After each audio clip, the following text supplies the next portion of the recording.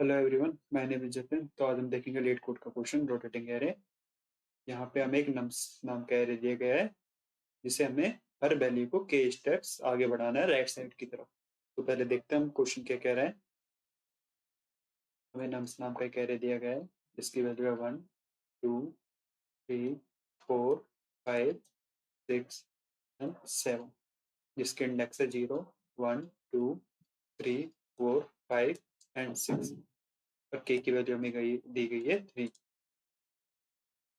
तो अगर हम इसे रोटेट करेंगे तो हमें क्या मिलेगा। मैं यहाँ पे पहले इंडेक्सेस लिख देता हूँ 0 1 2 3 4 5 6। लाइक 1 को अगर मैं 3 स्टेप्स आगे बढ़ाऊंगा तो ये इंडेक्स 3 पे चले जाएगा। मैं 2 को अगर 3 स्टेप्स आगे बढ़ाऊंगा तो ये इंडेक्स 4 पे चले जाएगा। अगर मैं 3 को 3 स्टेप्स आगे बढ़ाऊंगा तो इंडेक्स 5 पे चले जाएगा।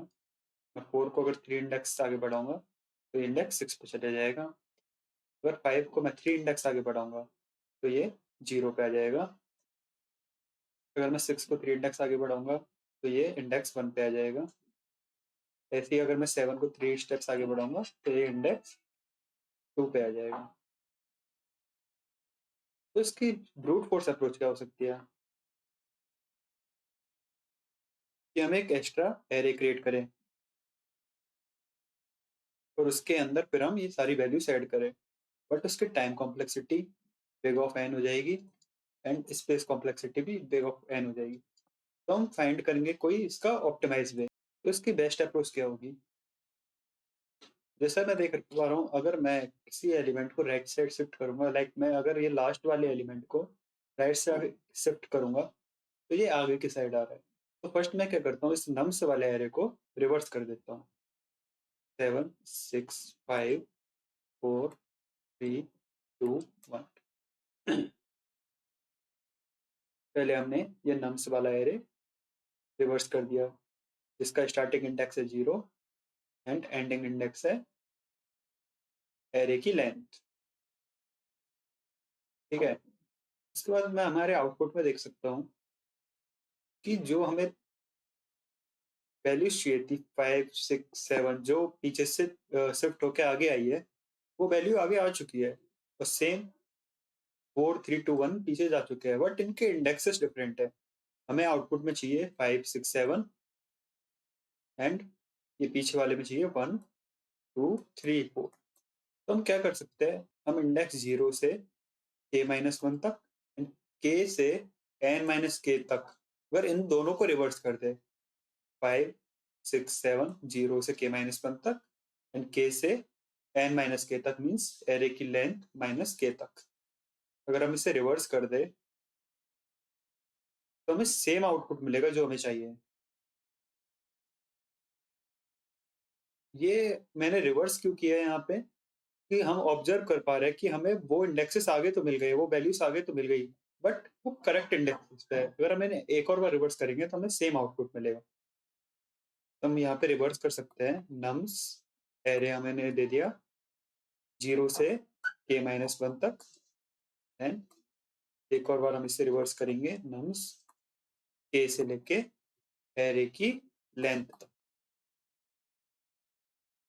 अगर आपने ये पहले रिवर्स वाला लॉजिक नहीं देखा तो आप डिस्क्रिप्शन में जाके पहले रिवर्स वाला लॉजिक देखिए, उसके बाद आप इस प्रॉब्लम पे आइए। तो हम इसके कुछ एज केसेस भी है वो हम डिफाइन कर लेते हैं एंड एनालाइज कर लेते हैं। सबसे पहले यदि मान लीजिए हमारे पास एक एरे है जिसमें ओनली 2 वैल्यू है 1 एंड 2 और k की वैल्यू हमें दे दी 3। तो हम चलो चेक करते हैं। फर्स्ट हम फर्स्ट को यहाँ पे ले जाएंगे, देन 2 हमारे यहाँ पे आएगा k बराबर 1 में, देन k बराबर 2 में 1 हमारा आगे आएगा एंड 2 हमारा पीछे चले जाएगा, देन k बराबर 3 में 2 हमारा आगे आएगा और 1 हमारा पीछे चले जाएगा। तो हम देख पा रहे हैं कि एक ऐसा स्टेप है, अगर हमारी k की वैल्यू एरे के लेंथ से ज्यादा है तो हमारा एक ऐसी कंडीशन आएगी कि हमारा एरे सेम होगा हमारे ओरिजिनल एरे से। तो इस कंडीशन के बचने के लिए हम क्या कर सकते हैं, जावा में एक फंक्शन होता है मॉड्यूलो नाम का।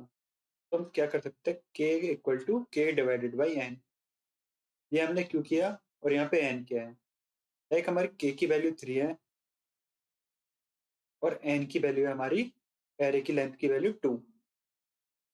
तो ये मॉड्यूलो फंक्शन क्या करता है, हमें रिमाइंडर रिटर्न करता है।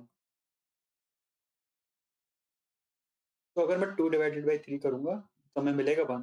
तो मीन्स मुझे इस एरे को ओनली 1 स्टेप आगे बढ़ने की जरूरत है, जिससे कि हमें ये फाइनल आउटपुट मिल जाएगा।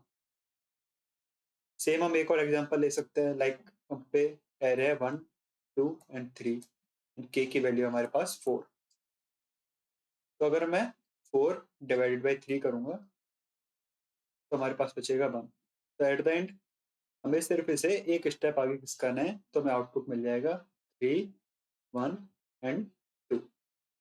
तो इसलिए हमें ये कंडीशन भी लेके यहाँ पे चलनी पड़ेगी।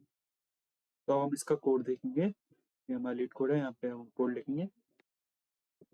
पहले हम इंट n ले लेते हैं नम्स का साइज, के बाद हम a equal to k divided by n करेंगे। तो अब हम एक फंक्शन कॉल करेंगे एक एरे को रिवर्स के लिए।